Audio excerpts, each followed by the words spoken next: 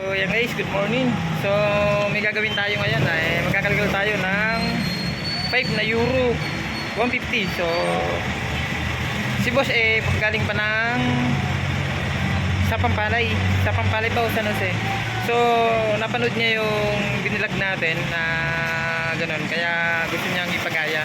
So gagayahin natin. Ito yung 5 na gagawin natin. So ayan si Bossing sa Pampalay. Bossing taga sa Pampalay pa, napanood niya sa vlog natin, kaya yun, pinagaya niya yung pang euro. So ito, nakalkal na natin, naputol na natin pati ito.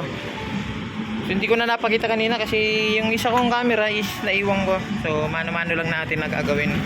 So kakalkalin na natin, kagayahin natin yung napanood ni Bossing sa aking YouTube. So ayan guys, so umpisahan na natin. So ganun pa rin naman yung ginagawa natin. So kakalkalin natin at lilinisin natin yan.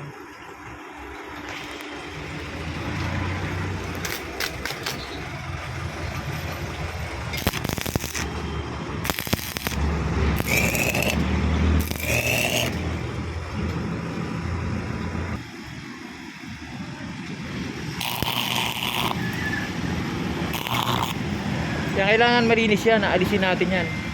Kamukha ng ginagawa ko dati. So alisin muna natin.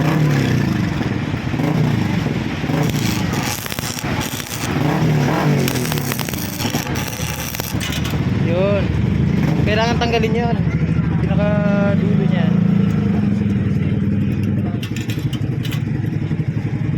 So ito, kasi alisin natin yung mga pinakalamang loob niyan.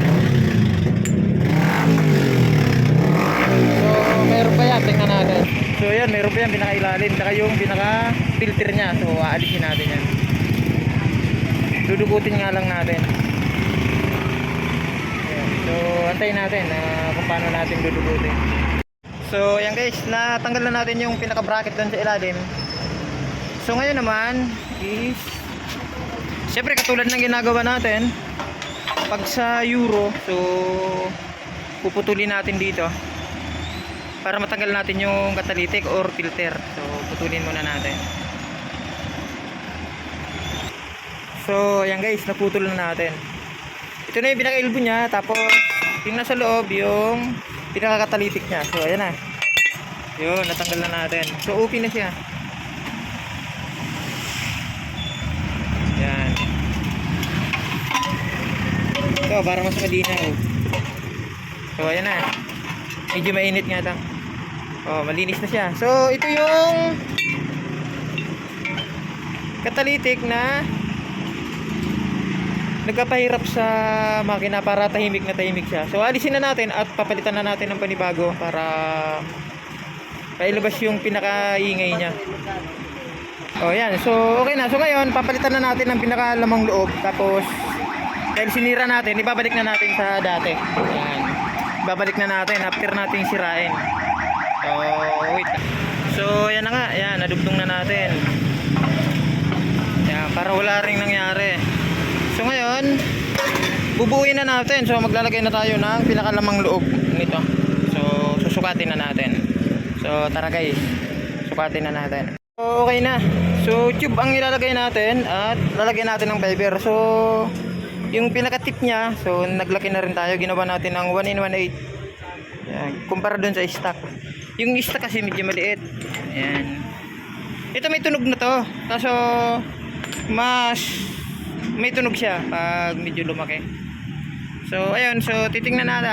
Lalagyan pa natin ng, hindi pa pala natin matatapos. So lalagyan pa natin ng fiber. So original fiber yung lalagyan natin para hindi siya mabilis nauubos. So lagyan muna natin. So okay na, nalagyan na natin ng fiber. So kailangan siksik kasi ito. Ayan. So para mamaya ilalagay natin doon, babaklasin natin.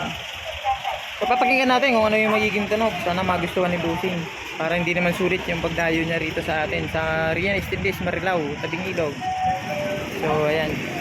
So okay naman. So buildingin na natin tong pinakatip niya, tapos ikakabit na natin para matesting na natin kung ano yung magiging resulta ng tunog. So antayin natin to guys. So okay na, nahinang na natin yung pinakatip niya. So ikakabit na natin. Yan. So original fiber tong nilagay natin. Ito yung ginagawang bangka para hindi siya natutunaw kaagad. So i-align lang natin. So okay yan, hinang na natin. So pin na lang. Tapos ngayon itingnan natin, ikakabit natin para mapasok natin ano yung naging tunog. So kabit muna natin. So ayan na, yung ginawa natin. So, di ba, stuck lang din ang tunog. Ayan. Stuck lang siya. Pag binirit, pakibirit nga, bossing. Oh, parang gumuguhit na. Oh, yan, ang pinakamagandang ginawa natin. Ayan, yung mayari, si bossing. From Santa Maria. Shout out, bossing.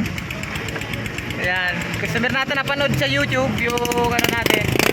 So, ginaya natin. So, nagustuhan naman. So, ayan mo pala, bago maraming salamat po at huwag lang po natin kalimutan na i-subscribe ang aking channel at pakipindot na rin po ang notification bell para maging updated tayo sa mga susunod na video. So tingnan natin kung may singaw.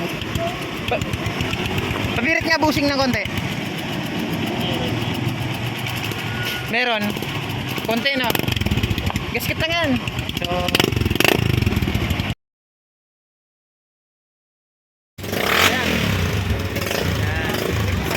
naman si Pusing sa nagustuhan niya. Thank you so much. Kaya salamat.